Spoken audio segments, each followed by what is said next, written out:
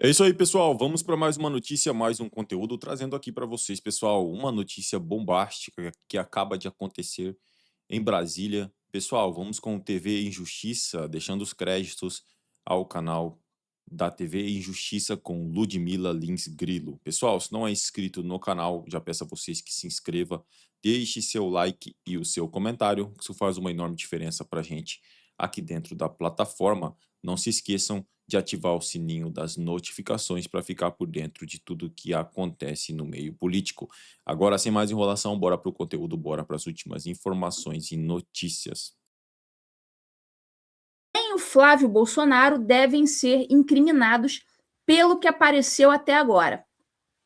Então, isso aí, num primeiro momento, não interferiria diretamente nas eleições, né? Vamos ver. Vai ter um capítulo nessa delação, claro, sobre o Congresso. Vai ter, claro, revelação sobre conexões com uma bancada multipartidária, governo e oposição. Vai ter um capítulo sobre o Banco Central, né, com novos personagens ali aparecendo. Vai ter um capítulo que vai comprometer, provavelmente, o Ibanez, que acabou de deixar o governo do Distrito Federal nessa semana. Os interlocutores dizem que o Vorcaro quer, abre aspas, fazer uma coisa positiva para o Brasil. Ele poderia fazer, ele tem muita coisa para falar.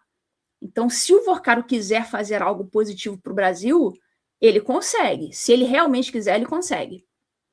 Mas, enfim, vamos ver até que ponto ele está disposto a fazer uma delação realmente completa. E como eu já falei para vocês, delação pressupõe-se que seja completa, senão ela não pode ser aceita. Bom, o prazo estimado é de 45 dias para apresentar tudo ao André Mendonça. Mas os bastidores mostram que tem uma história mais tensa. Ideia inicial do Vorcaro é mirar políticos, peraí que tá cobrindo ali, políticos e poupar STF na delação. Olha o problema. Então a CNN Brasil apurou que o plano inicial do Vorcaro era delatar políticos, mas poupando o Moraes e o Toffoli por uma razão objetiva. Acredita-se que o PGR Paulo Gonet não aceitaria uma delação que atingisse o Supremo. É uma coisa absurda, né? Bizarra. Como se o Gonet fosse um escudo, né? Um serviçal do Toffoli e do Moraes para proteger. Ou seja, o Gonet tem crime nas costas com isso, né? Ele não está ali para fazer isso, ele está ali para denunciar caso haja indícios de crime, e acho que há muito mais do que indícios, né? Acho que já tem provas aí bem consistentes, mas enfim. Eles descrevem, né, esses interlocutores do Vorcaro, uma relação entre o Mendonça e o Gonet como sendo uma relação distante. Então, estão dizendo que a relação entre o Gonet e o Toffoli e o Moraes seria uma relação mais próxima. Entretanto, a relação entre Gonet e Mendonça não seria assim tão próxima, seria uma relação distante. Ocorre, como eu já disse aqui no TV Injustiça várias vezes, que a legislação que rege as delações premiadas, ela é expressa, não se admite delação parcial, não existe delação parcial. Ou você fala tudo e recebe um benefício, ou você não fala nada, né, e não recebe nada. Se alguém pegar alguma coisa que você deixou de falar na delação, você perde a delação. É simples assim, né? Se o Vorcaro quer realmente se beneficiar do Instituto da Delação Premiada, a hora é de abrir o coração, né? De contar tudo. O Metrópolis foi mais fundo. Olha, a resistência de Vorcaro a delatar juízes do STF e o recado de Mendonça. Bom, a antiga defesa do Vorcaro chegou a propor formalmente ao Mendonça a exclusão do Moraes da delação. Olha só, que cara de pau.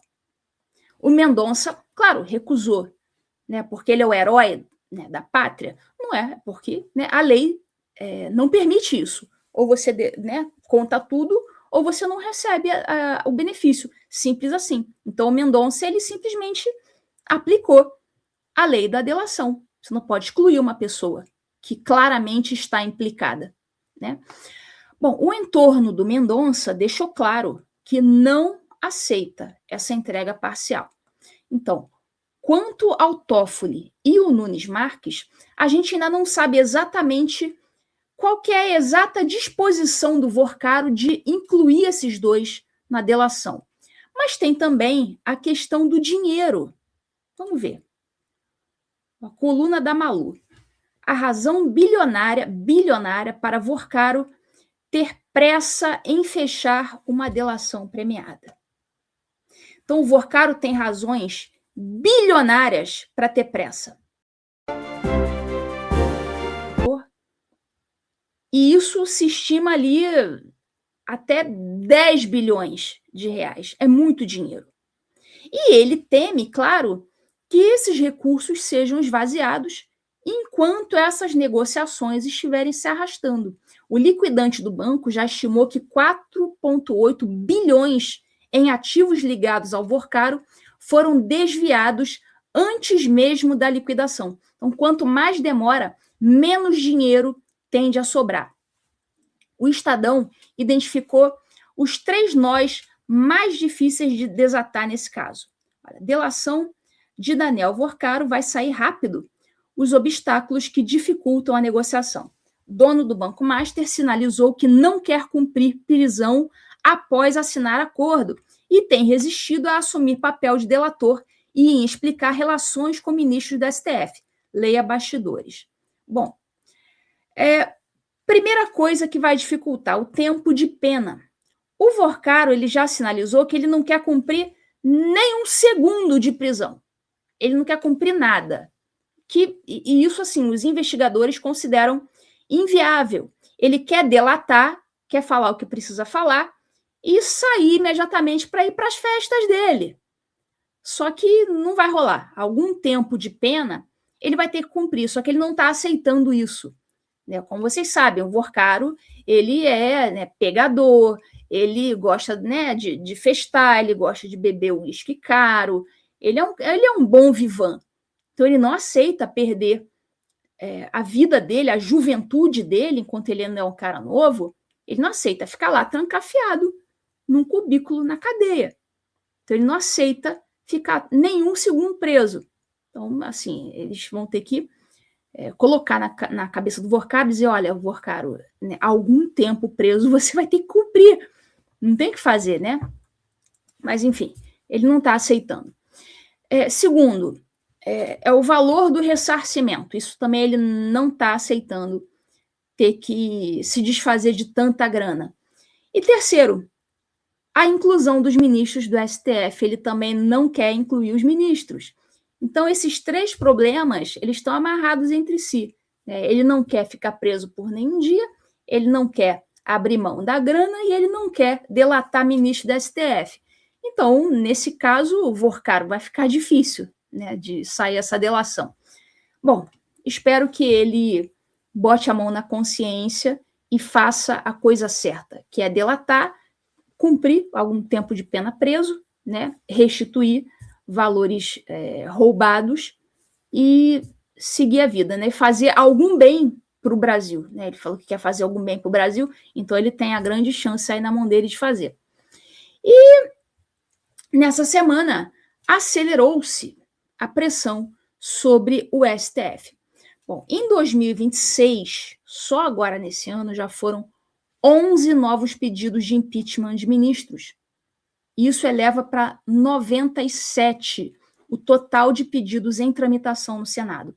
O Moraes ele é alvo de 50 desses pedidos, né? Falando, claro, sobre o contrato de 129 milhões, né? Enquanto as petições contra o Toffoli, claro, falam sobre os 35 milhões pagos pelo Master no Taiaiá. E esses pedidos de impeachment, claro, listam as decisões monocráticas durante a relatoria do caso que a comunidade jurídica considerou incomuns. Primeira coisa em comum, o sigilo decretado sobre as investigações. A nomeação pessoal dos peritos da PF, lembra? Pelo gabinete do Toffoli. Ele chegou e falou, olha, eu quero esse perito, esse. Tudo isso é incomum. A acareação ordenada em pleno recesso judiciário. Tentativa da PF de retirar, tentativa de retirar da PF o poder de periciar os materiais apreendidos, etc, etc. Tem um monte de coisa estranha. Teve uma pesquisa da Quaest desse período que registrou o estrago institucional. 49% dos brasileiros dizem não confiar no STF, enquanto 43% dizem que confiam. Pela primeira vez em anos, o Supremo aparece abaixo da linha de confiança majoritária. Apesar disso, o presidente do Senado, Davi Alcolumbre, ele tem sinalizado que vai manter os pedidos parados. Ele não quer tocar nada. A oposição aposta na composição do Senado após outubro. 54 das 81 cadeiras estão em disputa esse ano. No Alexandre, embora as últimas ações do Valdemar não pareçam que ele realmente esteja querendo isso não. Mas, enfim, o quadro dessa semana, então, é esse. 3 ministros do STF documentados em registros de voo de aeronaves ligadas ao principal investigado da maior fraude financeira da história recente do Brasil. É isso que está acontecendo. Um deles já deixou a relatoria por conflito de interesse, né, que é o Toffoli. Outro tem o escritório da mulher contratado por 129 milhões. E o terceiro, que é o Cássio com K, vai ser presidente do Tribunal Eleitoral nas próximas eleições, né, e é relator do pedido da CPI sobre esse caso. Bom, a delação está sendo negociada. O Mendonça, com razão, não aceita a delação parcial, até porque a lei não admite, né, como a gente já viu. A PGR, segundo interlocutores, preferia uma delação que não atingisse o Supremo.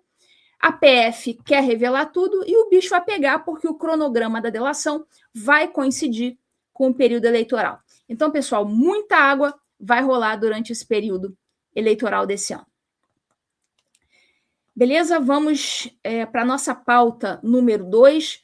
Deixem aí os comentários de vocês, deixem o like na live, né? Quem não puder se tornar membro do canal, não puder colaborar no Pix do canal, não tem problema, compartilha a live, dá um joinha, porque com isso você colabora no algoritmo do canal, tá certo? Vamos lá. Nossa pauta número 2.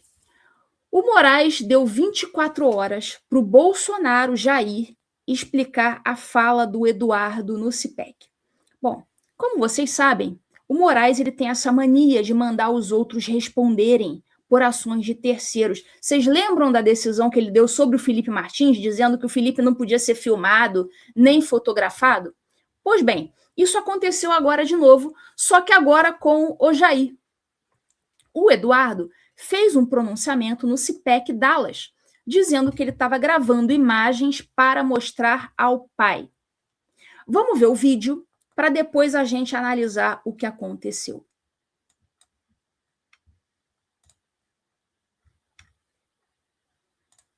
Know why I'm doing this video? Because I'm showing to my father and I'm going to prove to everybody in Brazil that you cannot shut down a movement by jailing unfairly the leader of this movement, Jair Messias Bolsonaro. Thank you very much. Então, essa foi a fala do Eduardo que gerou esse problema. Bom, vocês sabem que o Bolsonaro Jair, ele tem proibição de acessar redes sociais e também de se comunicar com o Eduardo. Isso é, obviamente, um absurdo você proibir um pai de falar com o seu próprio filho, mas, enfim, a gente está falando de Alexandre de Moraes, né? Isso que está rolando desde julho do ano passado, para quem esqueceu. Bolsonaro é proibido de falar com Eduardo e de ir a embaixadas. Então, isso está rolando desde o ano passado, eles não podem se falar. Então, por essa fala aí que vocês viram do Eduardo, o Moraes intimou a defesa do Bolsonaro para se manifestar. Se eu tenho aqui Moraes dá 24 horas para Bolsonaro explicar fala de Eduardo. Olha só, o Bolsonaro tem que explicar a fala do Eduardo sobre gravação de vídeo para mostrar ao pai. Então, pegaram um frame em que o Eduardo aparece filmando e viram que não se tratava de uma live nem de uma ligação de vídeo. Ele não estava falando com o pai dele. Era apenas uma mera gravação da fala dele. Ele estava se gravando, né? Ele estava falando ali no CPEC e estava gravando a si próprio, não estava transmitindo ao vivo para ninguém, ele estava só gravando para um dia, né, aquilo ali chegar nas mãos do pai dele. Ó, saiu lá na coluna do Sam Puncher. Quando o Eduardo ficou de costas, deu para ver que era uma gravação de vídeo e não uma call. Ou seja, não era uma chamada em que ele estivesse falando com o pai Bolsonaro. É claro, não teria nenhum problema se fosse, né? Só que a gente está falando de Alexandre de Moraes, que faz proibições absurdas e proibiu o Bolsonaro de falar com o próprio filho. Enfim, é tudo muito absurdo, mas essa é a realidade do momento, né? Bom, quem tinha noticiado isso tinha sido o Sam Puncher, né? E no mesmo fio ele mostrou isso aí, que era uma gravação e não uma ligação e nem uma live.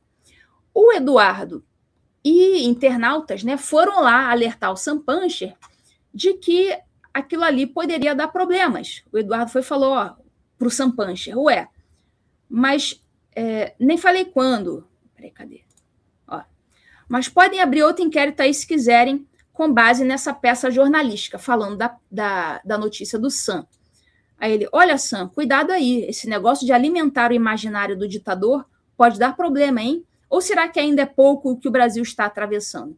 Então, ali ele dando, né, uma puxada de orelha no Sam Puncher, porque o Sam Puncher levantou essa questão de que ele estava gravando e que aquilo ali seria encaminhado ao Jair. Aí o Flávio Gordon até escreveu ali embaixo, olha, faz não, Puncher, essa coisa de X9, de tirano, de toga, já vimos que acaba mal, faz não. Dando também uma puxada de orelha no Sam Puncher por ter levantado essa lebre que, obviamente, iria prejudicar o Jair, né? Eles alertaram o Sam de que aquilo poderia dar problemas e deu problemas. A decisão do Moraes ainda não saiu. E, bom, na minha visão, a fala do Eduardo tal. É isso aí, pessoal. E vamos para mais uma notícia importante. Pessoal, é falso que André Mendonça tenha sofrido atentado em razão de atuação no caso Master. Vídeo desinformativo também diz que Edson Fachin teria anulado investigações da Polícia Federal sobre o escândalo, mas processo segue tramitando no STF. O que estão compartilhando que o ministro André Mendonça do Supremo Tribunal Federal teria sofrido um atentado e diante de recorrentes ameaças de morte, passando a usar colete à prova de bala e reforçando sua equipe de segurança. A origem do suposto ataque seria a atuação de Mendonça no processo de liquidação do Banco Master, do qual é relator no STF.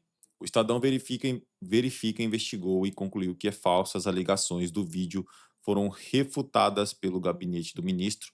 A assessoria dele informou ao verificar que não houve nenhum atentado contra Mendonça, tampouco mudanças em seu esquema de proteção pessoal. Não há nenhum registro na imprensa de notícias sobre ataques contra o magistrado. A postagem analisada alcançou 232 mil curtidas, em que uma mulher que se apresenta como palestrante motivacional afirma: gente, o bicho tá pegando, Fachin anula a investigação da Polícia Federal sobre Toffoli e Banco Master. Aí você pergunta assim, mas e André Mendonça? A assessoria do ministro negou que ele tenha sido alvo de ataque ou feito mudanças no seu esquema de proteção.